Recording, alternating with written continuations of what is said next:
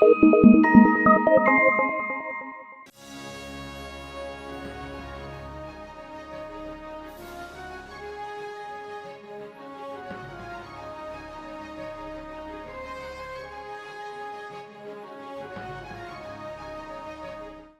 வருடங்களுக்கு முன்னர் கோசலை என்ற ஒரு ராஜ்யம் இருந்தது.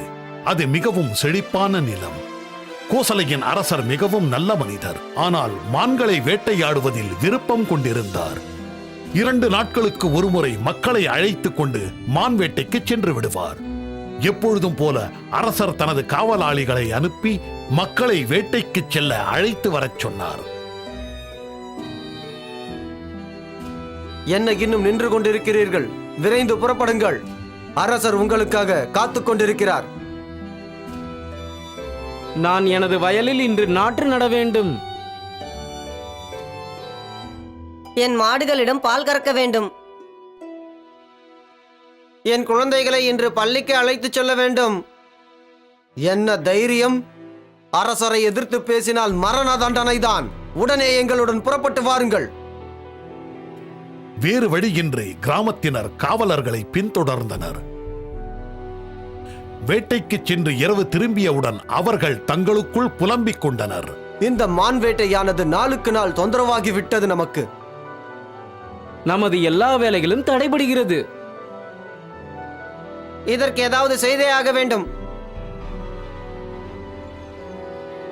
மறுநாள் எல்லோரும் ஒரு பொது இடத்தில் சந்தித்து இதற்கு முடிவெடுத்தனர். காடு மட்டும் அருகில் இருந்தால் நாம் வேட்டைக்கு சென்று வருவதற்கு மிகவும் சுலபமாக இருக்கும். அரசர் மான்களை வேட்டையாடத்தானே காட்டிற்கு செல்கிறார். நாம் அனைத்து மான்களையும் இங்கே அழைத்து வந்து விட்டால் நம்முடைய பிரச்சனை தீர்ந்துவிடும் அல்லவா? நீ என்ன சொல்கிறாய்? நாம் ஒரு மான் பூங்காவை அமைப்போம். ஆனால் எங்கு? பக்கத்தில் இருக்கும் சிறிய காட்டில்தான். நாம் அங்கே ஒரு குளத்தை வெட்டி வேலி அமைத்து வலிமையான கதவு அமைத்தால் போதும். நல்ல யோசனை. நாம் இன்றே அதை செயல்படுத்த தொடங்கி விடுவோம். 2 மாதங்களில் மிகவும் கஷ்டப்பட்டு கிராமத்தினர் மான் பூங்காவை அமைத்தனர். பார்த்தீர்களா, நாம் வெட்டிய குளம் மழை தண்ணீரால் நிரம்பிவிட்டது. மான்கள் உண்பதற்கு தேவையான பொருட்களும் வளர்ந்து விட்டது. ஆனால் மான்களை இங்கு எப்படி அழைத்து வருவது? நாம் காட்டிற்கு பறைகளோடும் கம்புகளோடும் செல்வோம். புதர்களை கம்புகளால் அடித்தால் மான்கள் அனைத்தும் வெளியே வந்துவிடும். அவைகளை நாம் மான் பூங்காவிற்கு அழைத்து வந்து கதவுகளை பூட்டிவிட வேண்டியதுதான். குறிப்பிட்ட ஒரு நாளில் கிராமத்தினர் மான்களை அழைத்து வரச் சென்றனர். பறையை அறைந்து கொண்டும் பயங்கரமான ஆயுதங்களோடும் அவர்கள் காட்டை அடைந்தனர். ஒரு புத்திசாலியான நந்தியா என்ற மான்குட்டி அவர்களை கண்டது. இவர்களை பார்த்தால் வேடர்கள் போல் இருக்கிறது. எப்படியாவது எனது தாய் தந்தையரை நான் காப்பாற்ற வேண்டும். அது தனது பெற்றோர்களிடம் சென்றது.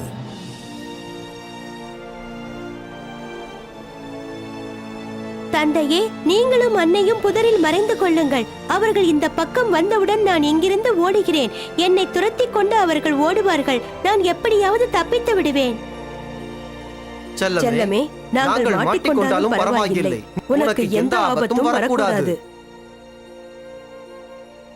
அன்னையே, நீங்கள் கவலைப்படாதீர்கள். நான் தப்பித்து விடுவேன். நந்தியா நினைத்தது போல் அது புதருக்குள் இருந்து ஓடிய போது புதர்களை அவர்கள் கம்பால் அடிக்கவில்லை. அதற்கு பதில் அவர்கள் மான் பூங்காவை நோக்கி நந்தியாவை ஓட்டிச் சென்றனர்.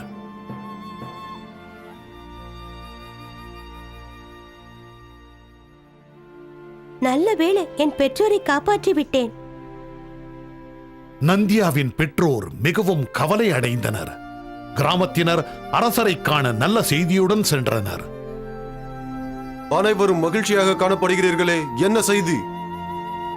மதிப்பிற்குரிய அரசே, உங்களுக்காக நாங்கள் ஒரு மான் பூங்காவை அமைத்திருக்கிறோம். அங்கே நிறைய விதமான மான்களை அடைத்து வைத்திருக்கிறோம். இனி அரசே, தாங்கள் வேட்டையாட வேண்டுமென்றால் காட்டிற்கு செல்ல வேண்டாம். இதை கேட்க கேட்க ஆச்சரியமாகத்தான் இருக்கிறது. நீங்கள் அனைவரும் என்பால் கொண்டுள்ள அன்பை பார்த்து நான் வியக்கிறேன். அரசர் அனைத்து கிராம மக்களுக்கும் அவர்களது உழைப்பை பாராட்டும் விதத்தில் பரிசளித்தார். மான் பூங்காவில் மாட்டிக்கொண்ட அனைத்து மான்களும் தங்களது முடிவு காலம் நெருங்கிவிட்டதாக நினைத்தன. நம்மை எப்படியும் இவர்கள் வேட்டையாடி கொல்லத்தான் போகிறார்கள். ஒவ்வொரு நாளும் அரசர் வந்து நம்மில் ஒருவரை கொன்று விடுகிறார். அந்த கூட்டத்தில் இருந்த ஒரு முதிய மான் ஒரு யோசனையை கூறியது. என் அருமை நண்பர்களே, இப்படி தினமும் பயந்து சாவதற்கு பதிலாக நமக்குள் நாமே நாட்களை முறை போட்டுக் கொண்டால் என்ன? நம்முடைய இறுதி நாளை தெரிந்து கொண்டு சாவோமே. சரி, இது நல்ல யோசனையாக தோன்றுகிறது. நந்தியாவின் முறை இன்னும் வரவில்லை. அது தனது வாழ்நாளை மிகவும் அமைதியாக பூங்காவில் கழித்து வந்தது. ஆனால் அதன் பெற்றோர்கள் காட்டில் கவலையோடு இருந்தனர். ஒரு நாள் மான் பூங்காவிற்கு சென்று கொண்டிருந்த வழிப்போக்கரை அவை கண்டன. தாங்கள் மான் பூங்காவிற்கு சென்றால் அங்கிருக்கும் எங்களுடைய மகனிடம் தாங்கள் ஒரு செய்தியினை தயவு செய்து கூற முடியுமா? சொல்லுங்கள், நான் என்ன செய்ய வேண்டும்? எனது மகன் நந்தியா அங்கிருக்கிறான். வயதான பெற்றோர்களான நாங்கள் அவனை பார்க்க விரும்புகிறோம் என்று கூறுங்கள். கவலைப்படாதீர்கள், நான் உங்கள் மகனிடம் சொல்கிறேன். பூங்காவை அடைந்தவுடன் வழிப்போக்கர் நந்தியாவை பற்றி விசாரித்தார். இங்கு நந்தியா என்பது யார்? அது நான் தான். உன் வயதான பெற்றோர் உன்னை நினைத்து கவலைப்படுகிறார்கள். என்னால் சுலபமாக இந்த வேலியை தாண்டி செல்ல முடியும். ஆனால் நான் அப்படி செய்ய மாட்டேன். ஏன் செய்ய மாட்டாய்? எனக்கு உணவளிக்கும் அரசருக்கு உண்மையாக இருக்க விரும்புகிறேன். அதோடு பழகிய இவர்களை விட்டு நான் பிரிய விரும்பவில்லை. நான் இங்கிருந்து ஓட மாட்டேன். உன் விருப்பப்படியே செய். சில நாட்களுக்கு பின் நந்தியாவின் முறை வந்தது. நந்தியா பயப்படாமல் அரசர் முன் நின்றது. தனக்கு முன்னால் பயப்படாமல் நிற்கும் மானை பார்த்த அரசருக்கு ஆச்சரியமாக இருந்தது. தினமும் மான்கள் என்னை கண்டவுடன் தங்களை காப்பாற்றிக் கொள்ள இங்கும் அங்கும் ஓடும். ஆனால் இது ஓடாமல் ஒரு பாறையை போல் நிற்பதை பார்த்தால் எனக்கு ஆச்சரியமாக இருக்கிறது. அரசர் நந்தியாவை ஆச்சரியமாக பார்த்து கொண்டிருந்தார். அரசே, ஏன் என் மீது அம்பை எய்தாமல் இருக்கிறீர்கள்? உனக்கு பயமாகவே இல்லையா? இல்லை, இது என் கடமை. என் நண்பர்கள் என்னை நம்புகிறார்கள். அவர்களுக்காக நான் தங்களது அம்பை எதிர்கொள்ள வேண்டியது அவசியம். உங்கள் அம்பை எய்துங்கள் அரசே. என்னால் முடியாது. காரணத்தை நான் தெரிந்து கொள்ளலாமா? உன்னுடைய தைரியத்தை பார்த்து வியந்து இந்த அம்பு உன்மேல் பாய மறுத்து கொண்டிருக்கிறது. என்னை மன்னித்து விடு. அரசே, பூங்காவில் இருக்கும் மற்ற மான்களையும் நீங்கள் விடுதலை செய்வீர்களா? நான் அனைத்து மான்களையும் விடுதலை செய்ய விரும்புகிறேன். இனி காட்டில் இருக்கும் எந்த விலங்கினையும் நான் வேட்டையாட மாட்டேன் என உறுதி கூறுகிறேன். நந்தியா அரசரின் அருகில் சென்று அவர் பாதங்களை முத்தமிட்டது. மறுநாள் ஒரு அறிக்கை வெளியிடப்பட்டது.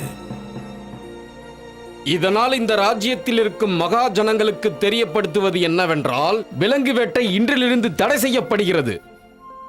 எல்லா மான்களும் மகிழ்ச்சியுடன் நந்தியாவிற்கு நன்றி கூறின. நந்தியா தனது பெற்றோர்களை கண்டுவிட்டு திரும்பி வந்து அரசருடனே தனது வாழ்நாளை கழித்தது.